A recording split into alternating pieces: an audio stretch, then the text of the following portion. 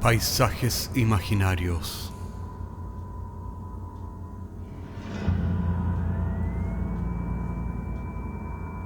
Una producción Cortés Rojas.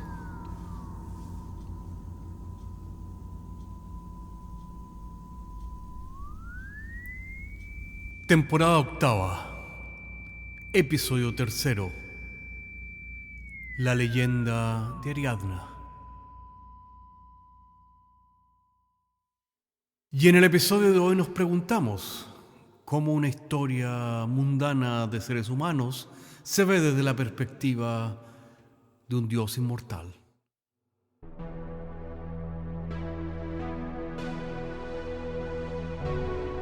Es por supuesto bien sabido que los dioses del Olimpo juegan a los dados con el destino de los seres humanos, porque están aburridos de la eternidad y nada les sorprende o asombra. Tal vez, en algunas ocasiones, el comportamiento aleatorio de algún héroe ingenuo que todavía creía que el destino estaba en sus manos producía algo de entretención, pero eso generalmente duraba muy poco, nunca más allá que el suspiro de una vida humana. Y así, los dioses observaban, dispuestas en un tablero, miniaturas de los héroes que luchaban con cíclopes, arpías o górgonas, moviendo de vez en cuando alguna miniatura para buscar lo inesperado en alguna batalla o guerra. Tal vez no omniscientes, pero la inmortalidad les había quitado hacía incontables milenios la novedad que tenía aquel juego. Y desde hacía mucho tiempo que miraban indolentes lo que ocurría con los héroes. Aquella vez, sobre el tablero, el rey Minos de Creta decretaba la muerte de 7 jóvenes de Atenas, en represalia de la muerte de su hijo. El barco ya navegaba sobre el tablero mientras los dioses contemplaban bostezando. ¿Cuántas veces habían sido testigos de sacrificios similares por razones similares?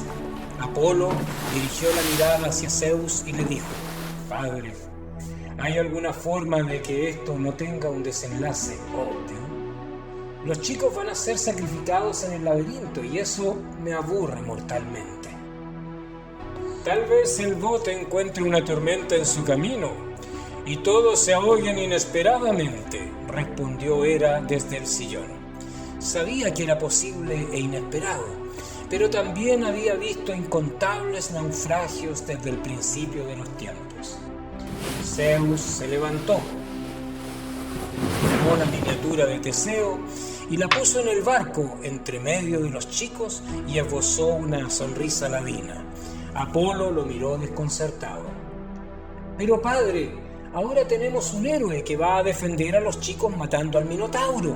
Serán felices hasta que el tiempo extra en esta tierra que los 7 jóvenes han ganado finalmente se acabe.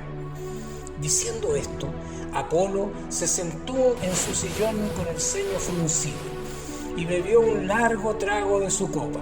Tal vez el Minotauro diera una batalla cruenta, pero sabía de sobra que todos los héroes que su padre ponía sobre el tablero recordaba a Perseo, Hércules y a Ulises. Finalmente mataban al monstruo de turno y volvían victoriosos. Teseo no era diferente. Otro héroe más, así que bostezó mientras observaba el avance del barco hacia las costas de Creta. Teseo confortó a los chicos y los atentó a que no tuvieran miedo mientras se preparaba para su misión. A las pocas horas, el barco atracó en las costas de Creta y los soldados escoltaron a los 7 chicos de Teseo hasta el palacio donde los esperaba el rey Minos. Teseo siguió silencioso la caravana hasta el palacio. Por ahora esperaría para ver qué hacer.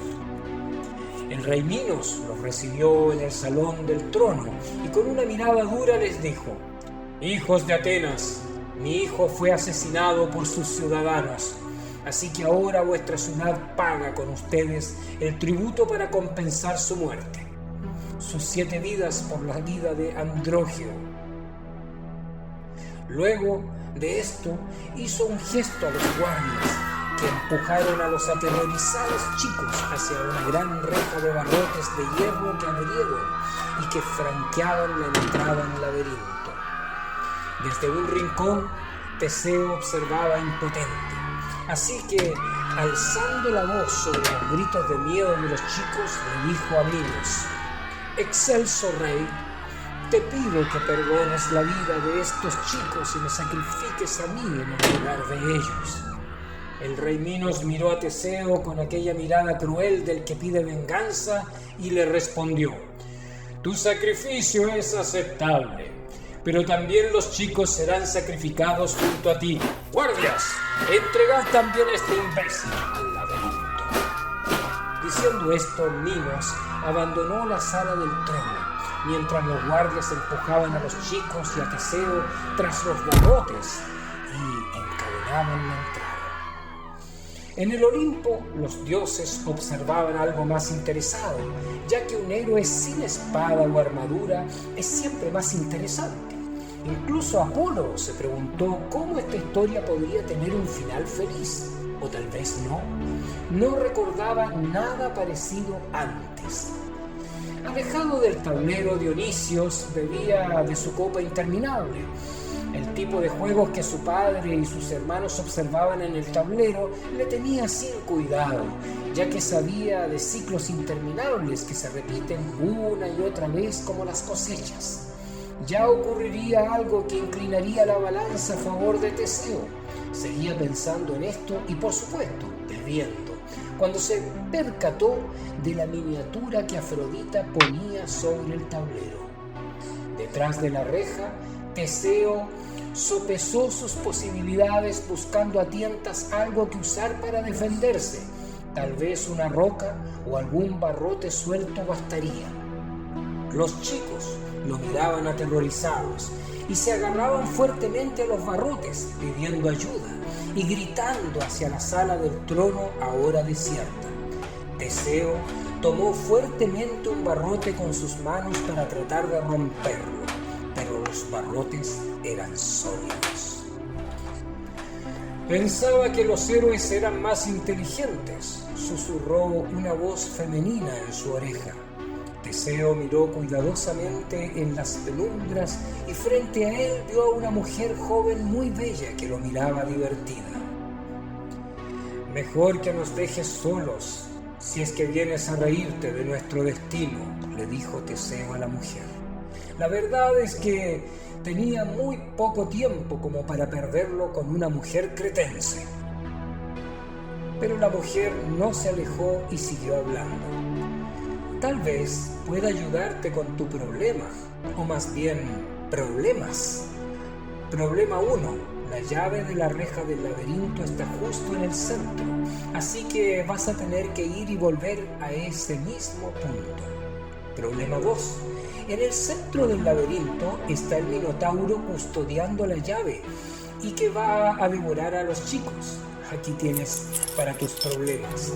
Diciendo esto, la mujer le pasó por los barrotes un rollo de cáñamo y una espada. Luego se volvió y sin mirarle le dijo: «Soy Ariadna, la hija del rey Minos, y he traicionado a mi padre solo por ti». En Olimpo los dioses miraban irritados. Ares miró a Artemisa y dijo: «Esto es absolutamente ridículo. La mujer ha visto a Teseo por 5 minutos y se ha enamorado a primera vista. Artemis, ¿qué tontera de amor es esta? Además, la historia se ha vuelto estúpidamente predecible, como al principio. El héroe mata al Minotauro, salva a los chicos atenienses y se arranca con Ariadna y viven felices y comen perdices. Me voy a Troya. Esto se ha vuelto aburrido». Ares se levantó indignado y dejó al resto de los dioses discutiendo. En medio de la discusión y sonriendo pícaramente, Artemisa dijo: «Por supuesto, es por amor, pero no como lo estáis imaginando». En el laberinto, Teseo amarró la punta del cáñamo a la reja y empezó a caminar hacia el centro del laberinto. Los chicos no lo siguieron, ya que estaba oscuro y húmedo.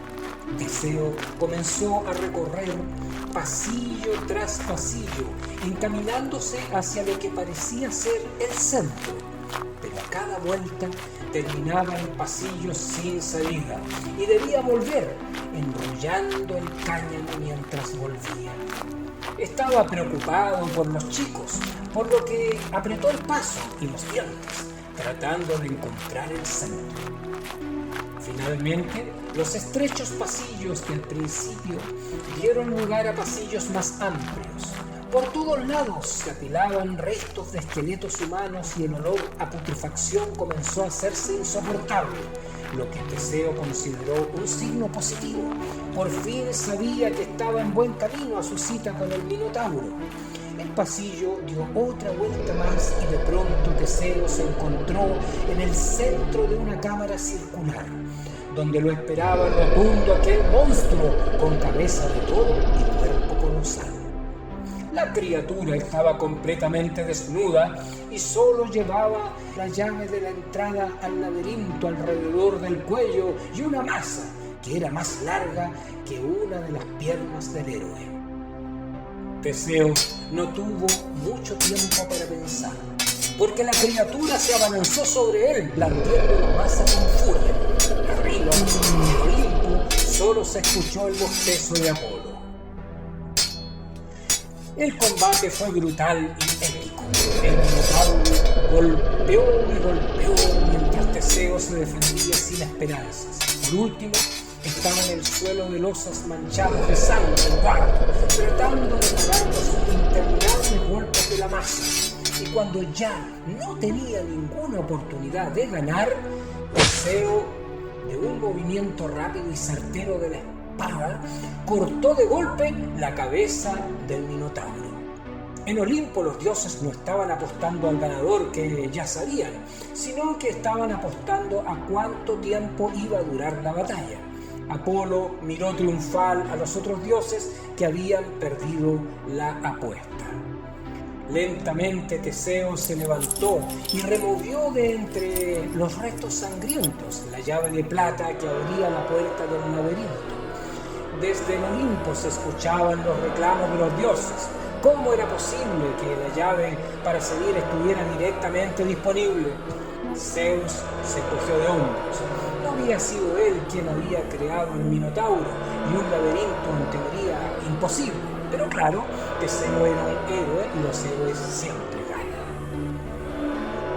Mientras los dioses seguían discutiendo, Teseo comenzó a renguear de vuelta. Obviamente era un héroe y los héroes siempre ganan, pero nada impedía el recibir daño y castigo. Había recibido mucho. Comenzó a enrollar el cáñamo de vuelta lentamente, desandando sus pasos hacia la entrada. Por fin, luego de varias horas, consiguió llegar de vuelta a la entrada donde lo esperaban los chicos y desde el otro lado de la reja, Ariadna. Teseo abrió la reja y los chicos corrieron a los brazos de la mujer, mientras un Teseo exhausto se sentaba en las losas del suelo. Arriba, en el Olimpo, los dioses preguntaban a Zeus: ¿pero qué ha sido de los guardias? ¿Por qué nadie viene a detenerlo?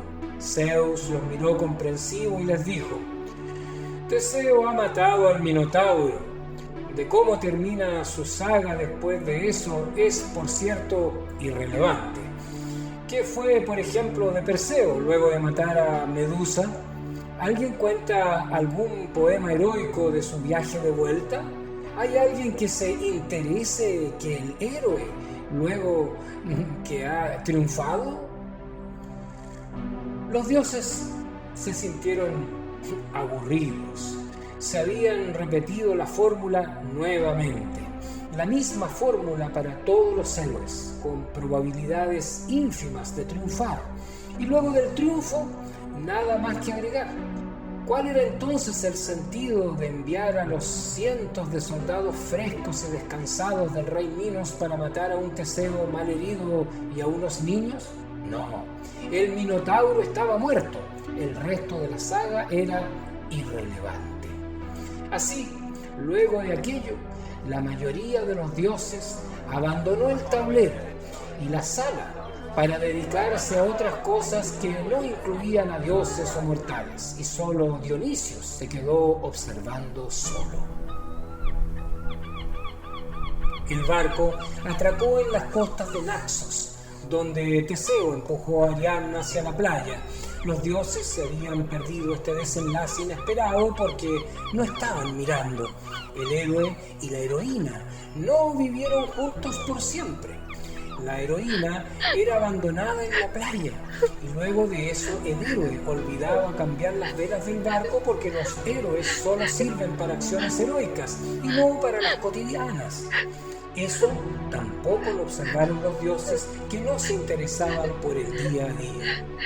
Así que el barco se alejó con sus velas negras hacia Atenas y al desastre, dejando a Ariadna abandonada en la playa, quien finalmente cayó dormida exhausta de tan. Cuando despertó supo que no tenía mucho tiempo. Sabía que le faltaba el agua y alimentos. Esto terminaría por matarla en menos de 3 días, pero realmente no le importaba, así que se sentó en la arena y fijó su vista en aquel mar infinito que llegaba hasta más allá del horizonte. De pronto notó que a lo lejos se podía ver algo que se aproximaba lentamente a la costa, como si fuera un gran esfuerzo acercarse. Ariadna cubrió la frente con su mano para mirar con más detención a la figura que se acercaba, pero el sol solo le permitió hacerse la idea de una silueta que aparentemente pataleaba para acercarse a la costa. En ese momento, Ariadna comprendió que no estaba sola y que en medio de aquel panteón de dioses arcaicos y olvidados, alguien se había fijado en ella, cambiando lo predecible en lo impredecible. El centauro albino finalmente alcanzó la playa y miró a Ariadna con una sonrisa críptica. Finalmente le hizo un gesto y le habló. ¿Qué es lo que estás pensando? Monta. Ariadna se acercó al centauro mojando la bastilla de su vestido blanco y se subió de un salto a la grupa del centauro, abrazando con sus brazos desnudos el torso del centauro albino, que le dijo: Dionisio, luego de verte dormir en estas arenas, ha mandado por ti, porque existen esas raras veces en que una vida humana es más importante que un suspiro, y lo que depara el futuro no siempre es evidente o predecible para los dioses. En el Olimpo, Afrodita sonreía pícara.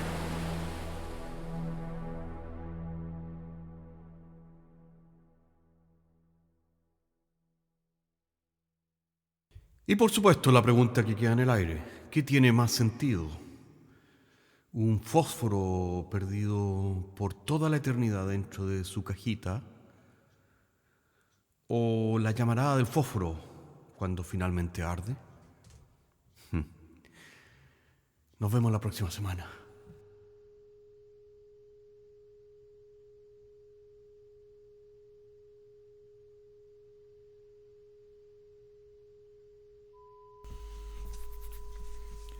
Paisajes Imaginarios es un podcast semanal que se distribuye con una licencia pública general.